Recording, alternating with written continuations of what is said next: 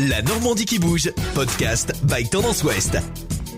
Participer aux Jeux Olympiques, c'était son rêve d'enfant. Privel Inkati l'a réalisé ce vendredi. Au JO de Tokyo, le rameur canet était au départ du ski, de l'aviron en solitaire. Pour le Calvadosien, la concurrence était rude pour faire partie de l'équipe de France. Alors, en 2014, il crée de toutes pièces la Fédération béninoise d'aviron pour se donner toutes les chances de participer aux Jeux. C'est chose faite, et même plus encore, Privel était le porte-drapeau du Bénin à la cérémonie d'ouverture. Il raconte son aventure à 10 000 km de la Normandie. Comme tous les athlètes, on est content de pouvoir faire les Jeux. C'est vraiment pour nous une satisfaction. Déjà, le report a été compliqué, donc là de les faire, je pense qu'on est tous heureux. Après, on comprend tous la situation, même si c'est pas du tout ce qu'on aurait préféré. On aurait voulu avoir nos proches et puis du public, quoi. Après, on comprend et puis on essaie de s'adapter au mieux. Mais moi, j'essaie de rester concentré sur l'événement et sur ce que je dois faire plus que finalement tout ce qu'il y a autour. Informaticien lorsqu'il n'est pas sur l'eau, Privel Inkati a grandi à Hérouville-Saint-Clair, en banlieue caennaise, une ville qui lui a permis d'assister au JO de Pékin. Licencié au club d'aviron de Caen,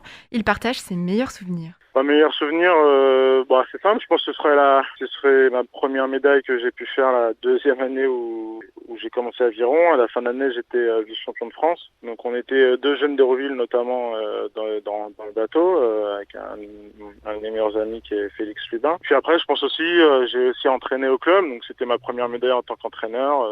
C'était en 2009.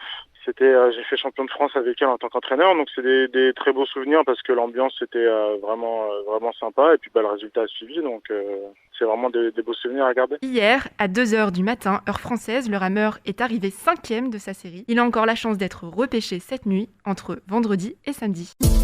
Podcast by Tendance Ouest.